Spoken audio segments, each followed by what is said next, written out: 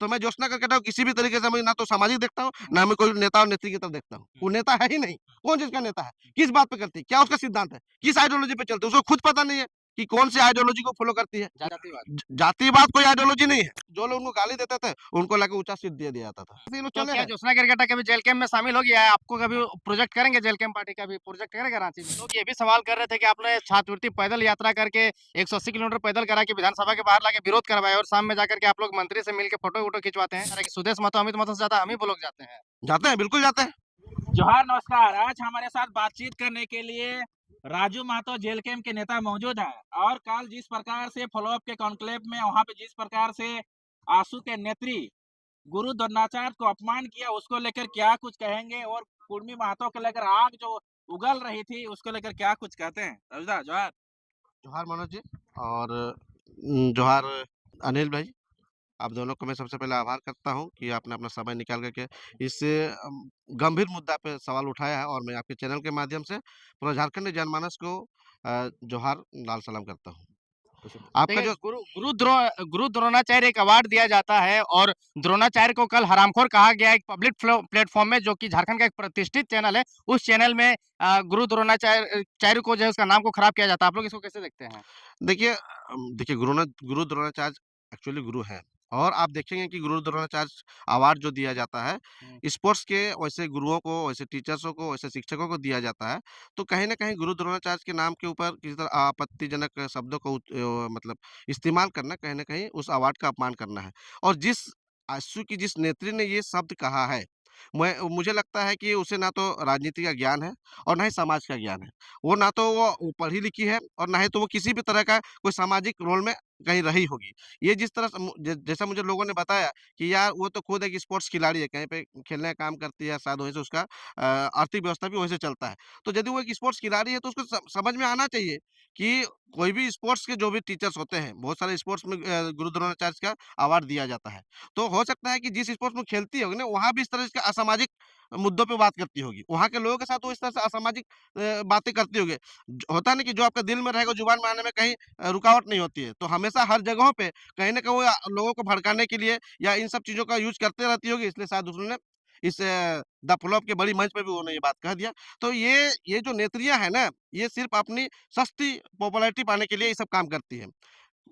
कुछ लोगों ने कहा कि वो आजसू की कोई बहुत बड़ी लीडर थी। लेकिन मैं कहता हूँ कि ये मुझे लगता है रेल टोका जो हमारा 20 तारीख को जो हमारा कुर्मी हुँ, समाज के द्वारा हुआ, उससे पहले उसको तो कोई जानता भी नहीं था। हुँ। आज किसी समाज को गाली दे कर के वो अपने आप को एक नेत्री बना रही है। वो अपने आप को एक मतलब क्रांतिकारी कह रही है। तो ऐसे लोगों को मुझे नहीं लगता कि ऐसे लोगों को प्रमोट करने की ज़रूरत नहीं है। उनकी सामाजिक और उनकी मानसिक व्यवस्था के बारे में हर लोग जान रहे हैं। सामाजिक और मानसिक की बात क्यों कर रहे हैं? वो तो कहते हैं मुझे जाति के बारे में प्रॉपर नॉलेज है, देश के बारे में प्रॉपर नॉलेज है, राज्य के बारे में प्रॉपर नॉलेज है, खेल के बारे में प्रॉपर नॉलेज है, तो वो अपना नॉलेज का प्रदर्शन कर रही है। देखिए, चलिए ठीक है, वो कहती है तो मैं मानता हूँ। हुँ, लेकिन द फ्लॉप के इतने बड़े मंच पे जब उनको इन्विटेशन दिया गया था, हुँ, जब कभी भी आप कॉन्क्लेव में जाते हो, तो पहले उनको ये समझना चाहिए कॉन्क्लेव होता क्या है? हुँ, तो जब आप कॉन्क्लेव पे गए, तो आप डेटा लेके जाना चाहिए था आपको। हुँ। क्योंकि आप जिस मुद्दे से आप उत्पन्न हुए हैं, आपको लोग जिस मुद्दे से पहचानते हैं, आप उसी मुद्दे का डेटा लेके नहीं वहाँ पहुँचे हैं। जब उनको द फ्लॉप के पत्रकारों के द्वारा पूछा गया कि क्या आप जो कह रहे हैं ये सही है? तो कोई एविडेंस है आपके पास? तो बोलते हैं कि मैं इसके बाद दिखाऊँगा। हुँ।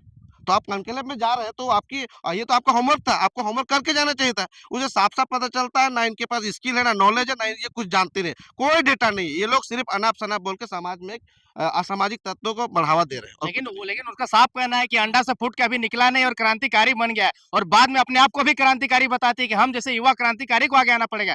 वो मतलब क्रांतिकारी का मतलब होता क्या है? वो लोग ऐसे-ऐसे शब्द का प्रयोग करती उन है। उस उससे पूछिए कि क्रांतिकारी शब्द कहाँ से आया है और क्रांति होता क्या है? हुँ, क्रांति पैदा नहीं होता है, क्रांति को लाया जाता है। हुँ। किसी मुद्दों के विरुद्ध में लाया जाता है और जो मुद्दे को तैयार करते हैं वो क्रांतिकारी तो वो होते तो हैं। ये जातिवाद और साफ आरक्षण का कहने विरोध करके वो तो क्रांति कर रही है। नहीं तो आप समाज को भी तोड़ रहे हैं, आप क्रांति नहीं कर रहे हैं, आप एक अच्छा मुद्दा लेकर के आते हैं। अरे ठीक है, आपने यदि कुर्मी समाज के विरोध में यदि बात करना चाह रही है, हुँ, कुर्मी समाज को यदि आपको लगता है कि कुर्मी के द्वारा जो माँगा जा रहा है, वो उनका गलत ये माँग है, तो आप सरकार के विरुद्ध बोलिए ना, हुँ, आप व्यक्ति के विरुद्ध क्यों बोल रहे हैं? आप किसी समाज के गाँव में जाकर के समाज के लोगों के विरोध में क्यों बोल रहे हैं? आप सरकार का आवाज़ लगाइए।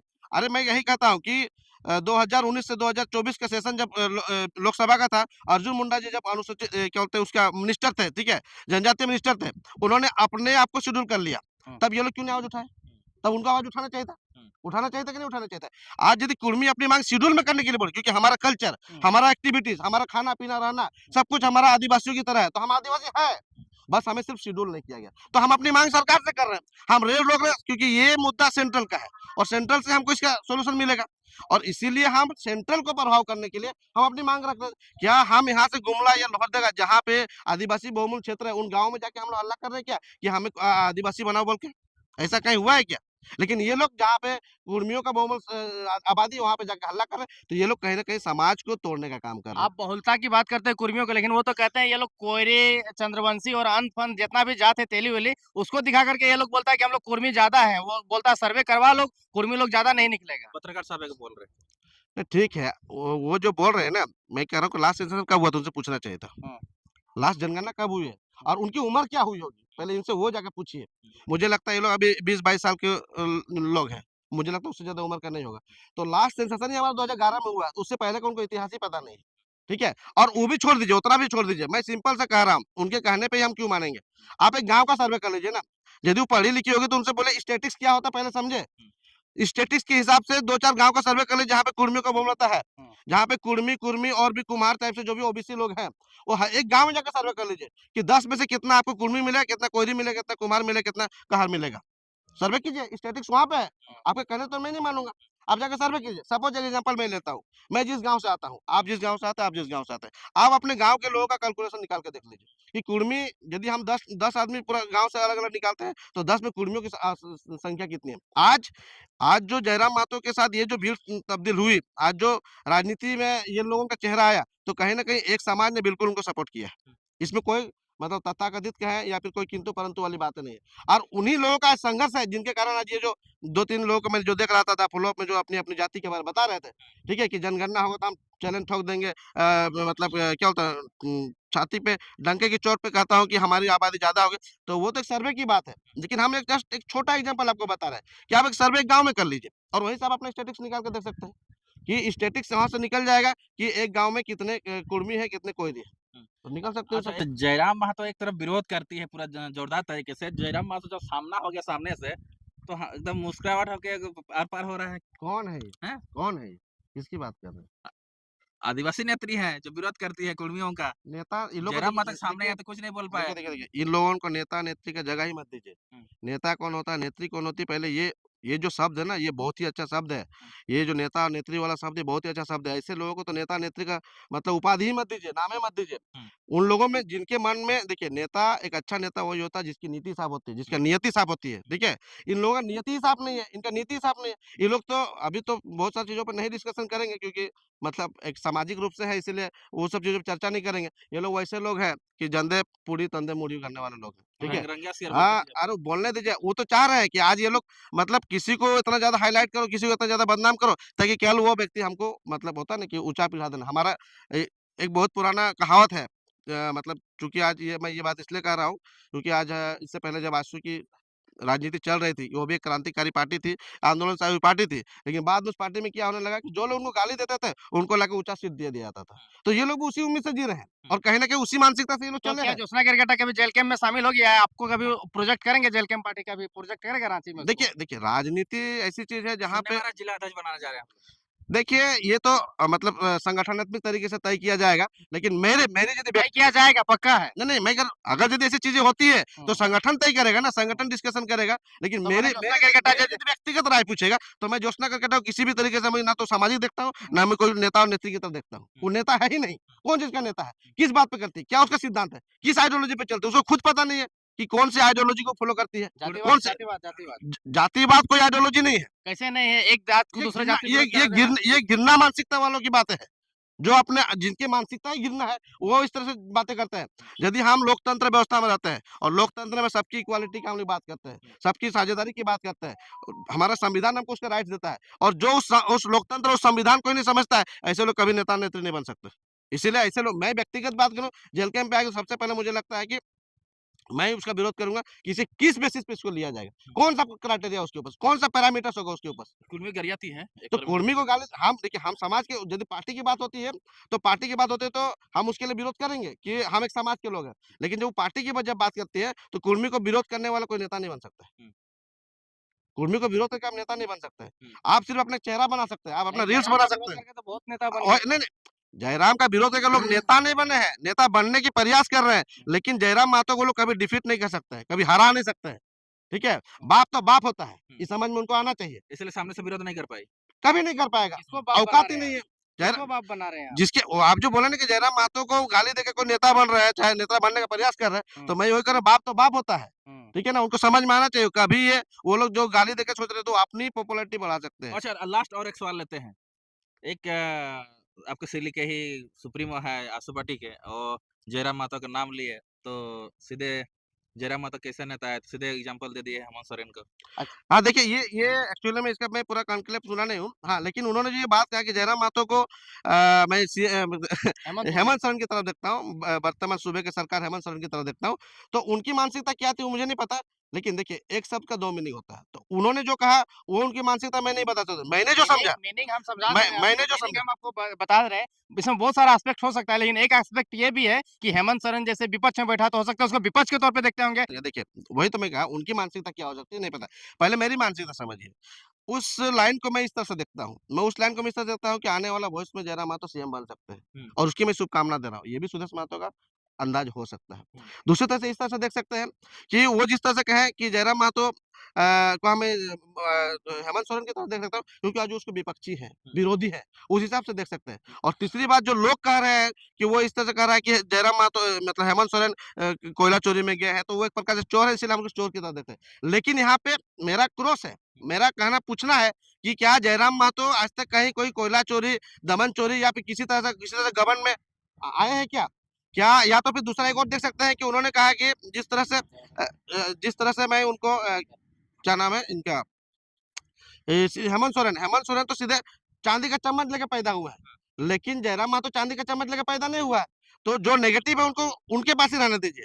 हमारा पॉजिटिव है। उन्होंने कहा कि उनको एक सीएम आज वर्तमान सीएम जो हेमंत सोरेन है, उनके रूप में देखना चाहते हैं, तो हम उसको लेके चलते हैं कि आने वाला भविष्य में जयराम महतो कहीं न कहीं यहाँ पे इस राज्य का नेतृत्व करेंगे, उसका सीएम बनेंगे, उसकी शुभकामना दें। हम लोग का देहात में कहावत है कि यदि आप तालाब में पोटी करेंगे तो कभी न कभी उफलेगा ही उफलेगा। ठीक है?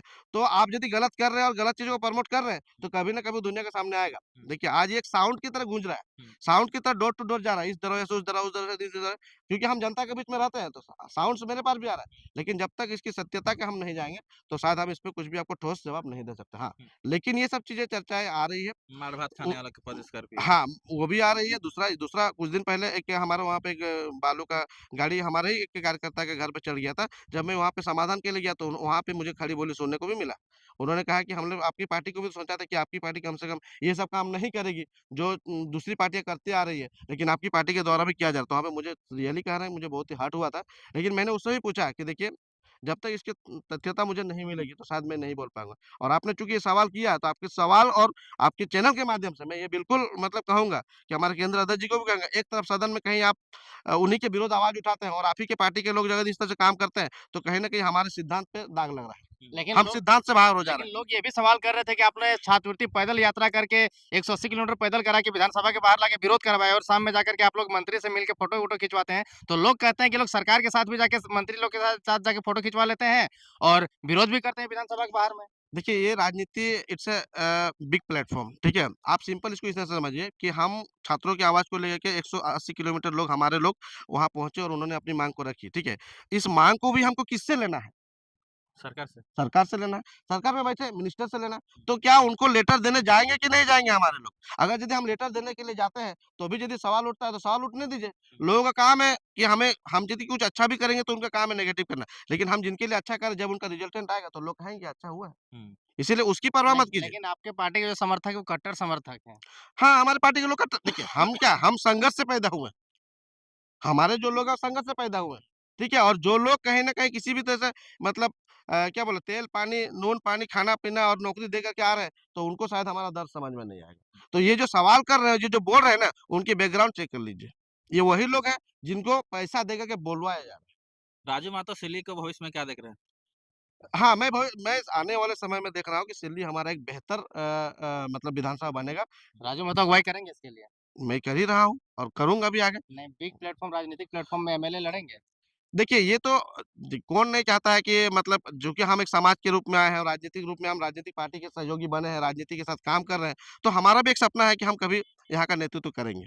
अब आज एमएलए हो चाहे एमपी हो, कुछ ना कुछ जगह पे तो हम ज़रूर आएँगे, आज हो चाहे कल हो। हुँ, और उसके लिए हम अपना तैयारी कर रहे हैं, अपना ग्राउंड बना रहे हैं, हुँ, बेस बना रहे हैं। तो राजनीति एक बोला जाता है ना कि it's a game of perception and hmm, expectations. तो कुछ लोग हमसे परसेप्शंस माँगते हैं और हम किसी से एक्सपेक्टेशंस रखते हैं। हुँ। तो ये करना पड़ेगा और हमारी एक्सपेक्टेशंस आप है। सिल्ली में काम कर रहे हैं? हाँ, कर ही रहा हूँ। क्या शादी काम? ब्याह में खाली भोज मरखी में जाने से हो जाएगा? नहीं, आपको यदि नहीं पता है तो आप लोग रांची में रहते हैं, शायद नहीं पता चलता, आप बोकारो में रहते हैं, आपको नहीं पता चला। आप आइए और हम यहाँ खड़ा है, आप जाइए बस सिल्ली विधानसभा का सिल्ली ब्लॉक में घुस जाइए। ब्लॉक में जाके कोई भी पदाधिकारी चाहे रैंडमली कोई व्यक्ति जो डेली आना-जाना करता है, खाली पूछिए कि राजू महतो को जानते हैं कि जो यहाँ आते हैं कि नहीं आते हैं? हुँ, पूछ के आइए। हुँ, थाना में मदद करते हैं। पूछिए तो सही। आप थाना में भी जाके पूछ लीजिए या फिर हमारे वहाँ पे हमारे उस क्षेत्र में जाके रैंडमली कोई भी आदमी से खाली पूछ के आइए। हुँ। कोई भी आदमी से। पूछ लिया जाएगा। बिल्कुल, बिल्कुल, मैं तो ओपन कर रहा हूँ, क्या ओपन चैलेंज कर रहा हूँ, आप जाइए जाकर क्षेत्र में पता कीजिए कि क्या हम थाना जाते हैं, सिल्ली थाना, सिल्ली ब्लॉक में मेरा कितना माने क्या इन्वॉल्वमेंट आप होता दावा करना चाह रहे हैं कि सुदेश महतो, अमित महतो से ज़्यादा हम ही वो लोग जाते हैं? है। जाते हैं, बिल्कुल जाते हैं। तो सुदेश महतो, अमित महतो तो वो लोग जाते ही नहीं है। बता दीजिए कब गए वो और तो कोई भी व्यक्ति वो बोल तो दे, कोई भी अमित महतो व्यक्ति तो बोल दे। माइक लगा करके गाँव-गाँव जाकर के समस्या दिखाते देखिए हैं। देखिए, वो तो मैं वो नहीं कह रहा हूँ, मैं कह रहा हूँ कि जो ब्लॉक की बातें हुई, मैं डेली ब्लॉक जाता हूँ। मैं डेली ब्लॉक में लोगों के साथ समस्याओं से अपना जुड़ता हूँ। काम नहीं जाते हैं ना? मेरा काम में नहीं जाते हैं, जनता काम में जाते हैं। हुँ, जनता के लिए जाते हैं। और देखिए चूँकि अमित महतो एक विधायक है, तो उनकी जो अपना उनका पोर्टफोलियो है, अपने उसमें काम करते हैं, गाँव-गाँव जाना है। जो भी समस्या आती है, लोग जनता बुलाते हैं, दरबार तो जाएँगे। अमित महतो लगा रहे हैं सिल्ली में, आप क्या कर रहे हैं? भाई तो उनका उनका प्रोटोकॉल में है, वही तो बोल रहे हैं कि उनका जो प्रोपेगेंडा है, उसमें वो काम कर रहे हैं। तो आपका बात थोड़ी चलेगा ब्लॉक में। अरे भाई साहब, क्यों नहीं चलेगा? मेरा बात क्यों नहीं ब्लॉक में चलेगा? सरकार के लोगों का चलता है, बड़े लोगों का ऐसा चलता नहीं है। है, ये देखिए ये सोच ही उन लोगों का गलत होगा। वहाँ पे एक ब्लॉक और थाना किसके लिए बना हुआ है? सर्विसेज़ है, जनता के लिए, जनता का सेवा के लिए बना हुआ है। तो वहाँ पे मैं भी एक आम आदमी हूँ, एक आम जनता हूँ और मैं एक प्रतिनिधित्व के लिए जाता हूँ वहाँ पे। आपको बता दें कि हमारा सिल्ली में अंचल कोर्ट लगता है। अंचल कोर्ट में जितनी भी ऐसा समस्या ज़मीन के मुद्दों को लेके, के लड़ाई-झगड़ा के मुद्दों को लेके हम लोग वहाँ बैठते हैं और एज़ अ प्रतिनिधि के रूप में उनके साथ बैठते हैं, जिनके साथ अन्याय हो रहा है और चलिए उनको राजू जी, न्याय दिलाने के लिए। इतना समय देने के लिए बहुत-बहुत धन्यवाद। बहुत-बहुत धन्यवाद मनोज जी, बहुत-बहुत धन्यवाद अनिल भाई। धन्यवाद।